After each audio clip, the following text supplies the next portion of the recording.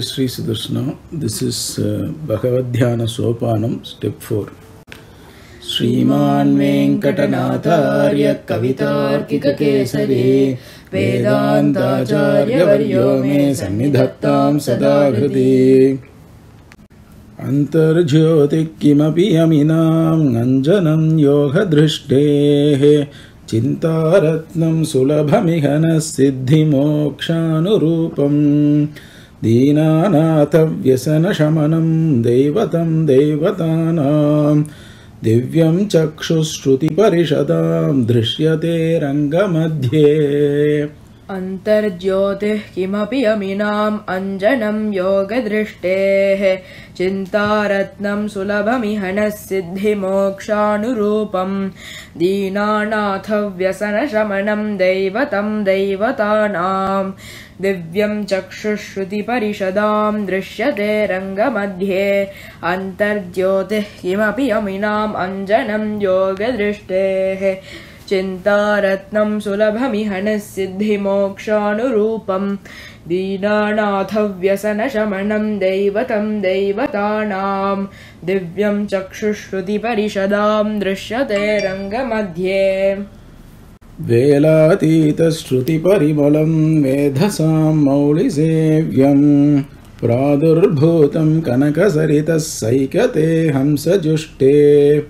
Lakshmi Bhumyo Karasajrasijair Lalitam Rangabhartuhu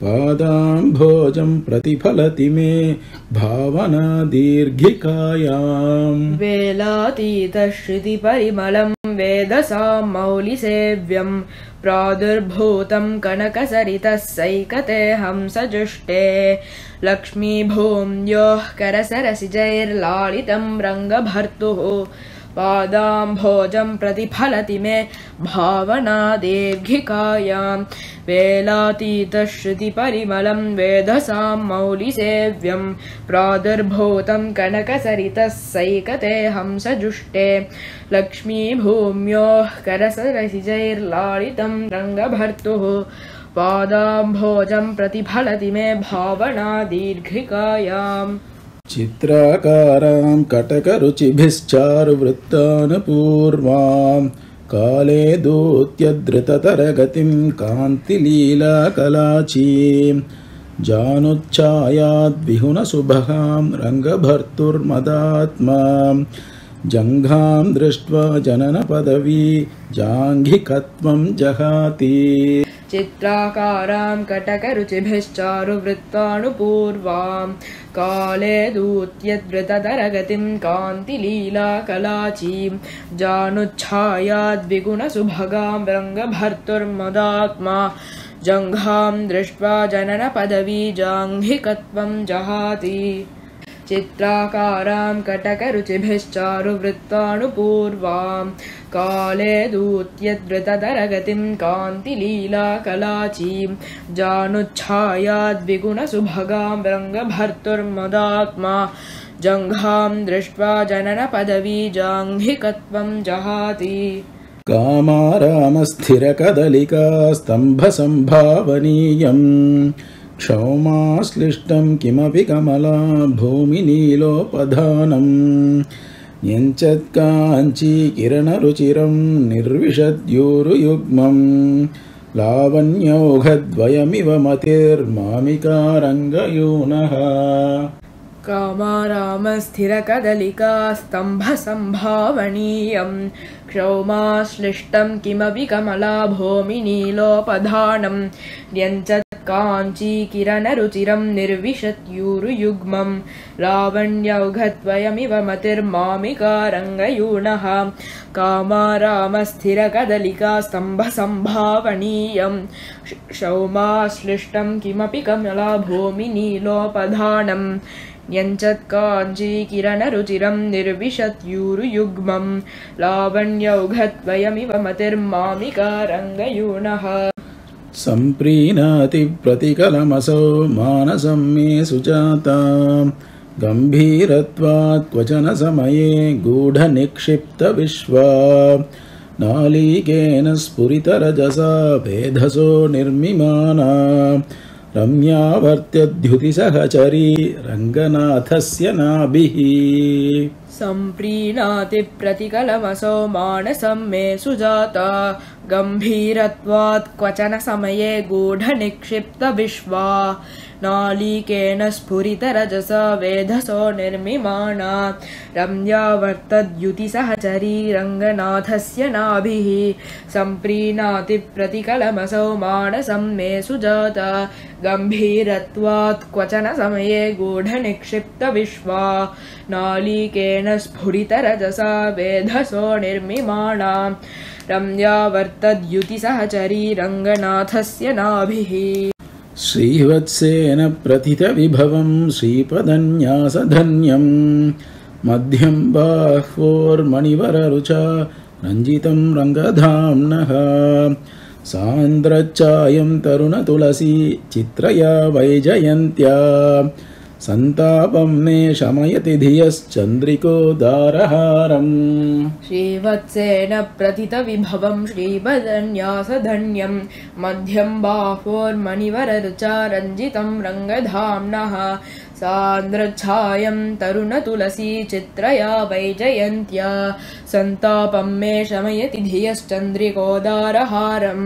श्रीवत्सेन प्रथितविभवं श्रीपदन्यासधन्यं मध्यं बाह्वोर्मणिवररुचा रञ्जितं रङ्गधाम्नः सान्द्रच्छायं तरुणतुलसी चित्रया वैजयन्त्या संतापं मे शमयति धियश्चन्द्रिकोदारहारम् एकं लीलोपहितमितरं बाहुमाजानुलम्बं प्राप्तारङ्गे शयितुरखिलप्रार्थना पारिजातं तृप्तासेयं दृढनियमिता रश्मिभिर्भूषणानां चिन्ताहस्तिन्यनुभवति मे चित्रमालानयन्त्रम् एकं लीलोपहितमितरं बाहुमाजानुलम्बं प्राप्तारङ्गे शयितुरखिलप्रार्थना पारिजातं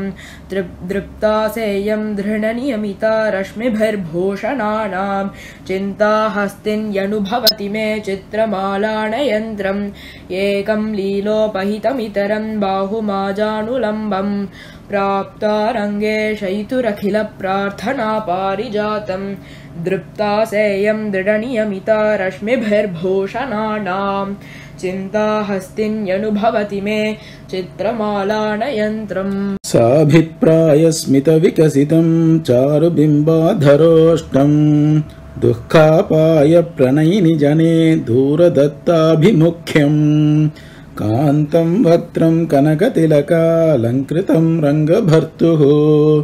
स्वान्ते गाढं मम विलगति स्वागतोदारनेत्रम् साभिप्रायस्मितविकसितं चारुबिम्बाधरोष्ठं दुःखापाय प्रणयिनि जने दूरदत्ताभिमुख्यं कान्तं वक्त्रं कनकतिलकालङ्कृतं रङ्गभर्तुः स्वान्ते गाढं मम विलगति स्वागतोदारनेत्रम् साभिप्रायस्मितविकसितं चारुबिम्बाधरोष्ठं दुःखापाय प्रणयिनि जने दूरदत्ताभिमुख्यं कान्तं वक्त्रं कनकतिलकालङ्कृतं रङ्गभर्तुः स्वान्ते गाढं मम विलगति स्वागतोदारनेत्रम् माल्यैरन्तस्थिरपरिमलैर्वल्लभास्पर्शमान्यैः कुप्यच्चोली वचनकुटिलैः कुन्तलैश्क्लिष्टमूले रत्नापीडद्युतिशबलिते रङ्गभर्तुः किरीटे राजन्वत्यस्थितिमधिगता वृत्तयश्चेतसो मे माल्यैरन्तस्थिरपरिमलैर्वल्लभास्पर्शमान्यैः कुप्यत्सोलीवचनकुटिलैः कुन्तलैः श्लिष्टमूले रत्नापीडद्युतिशबलिते रङ्गभर्तुः किरीटे राजन्वत्यस्थितिमधिगता वृत्तयश्चेतसो मे माल्यैरन्तस्थिरपरिमलैर्वल्लभास्पर्शमान्यैः कुप्यच्चोलीवचनकुटिलैः कुन्तलैः श्लिष्टमूले रत्नापीडद्युतिशबलिते रङ्गभर्तुः किरीटे राजन्वत्यस्थितिमधिगता वृत्तयश्चेतसो मे पादाम्भोजं स्पृशति भजते रङ्गनाथस्य जङ्घां ऊरुद्वन्द्वे विलहति शनैर्ऊर्ध्वमभ्येति नाभिम् वक्षस्यास्ते वलति भुजयोर्मामिकेयं मनीषा वक्त्राभिख्यां पिबति वहते वासनां मौलिबन्धे पादाम्भोजं सृषति भजते रङ्गनाथस्य जङ्घाम् ऊरुद्वन्द्वे विलगति शनैर्ऊर्ध्वमभ्येति नाभिम् वक्षस्यास्ते वलति भुजयोर्मामिकेयं मनीषा वक्त्राभिख्यां पिबति वहते वासनां मौलिबन्धे पादाम्भोजं सृषति भजते रङ्गनाथस्य जङ्घाम् ऊरुद्वन्द्वे विलगति शनैर्ऊर्ध्वमभ्येति नाभिम् वक्षस्यास्ते वलति भुजयोर्मामिकेयं मनीषा वक्त्राभिख्यां पिबति वहते वासनां मौलिबन्धे कान्तोदारैरयमिह भुजैः कङ्कणज्याकिनाङ्कैः लक्ष्मीधाम्नः पृतुलपरिघैर्लक्षिता भीतिहेतिः अग्रे किञ्चिद्भुजगशयनः स्वात्मनैवात्मनः सन् मध्ये रङ्गं मम च हृदये वर्तते सावरोधः कान्तोदारैरयमिह भुजैः कङ्कणज्याकिनाङ्कैः लक्ष्मीधाम्नः पृतुलपरिघैर्लक्षिता भीतिहेतिः अग्रे किञ्चिद्भुजगशयनः स्वात्मनैवात्मनः सन् मध्ये रङ्गं मम च हृदये वर्तते सावरोधः कान्तोदारैरयमिह भुजैः कङ्कणज्याकिनाङ्कैः लक्ष्मीधाम्नः पृतुलपरिघैर्लक्षिता भीतिहेतिः अग्रे किञ्चिद्भुजगशयनः स्वात्मनैवात्मनः सन् मध्ये रङ्गं मम च हृदये वर्तते सावरोधः रङ्गास्थाने रसिकमहिते रञ्जिता शेषचित्ते विद्वत्सेवा विमलमनसा वेङ्कटेशेन क्लिप्तम् अक्लेशेन प्रणिहितधियाम् आरुरुक्षोरवस्थाम् भक्तिं गाढां दिशतु भगवद्ध्यान सोपानमेतत्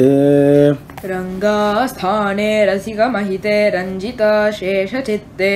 विद्वत्सेवा विमलमनसा वेङ्कटेशेन क्लुप्तम्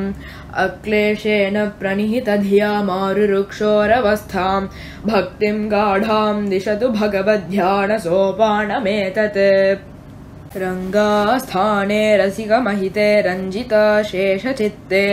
विद्वत्सेवा विमलमनसा वेङ्कटेशेन क्लुप्तम्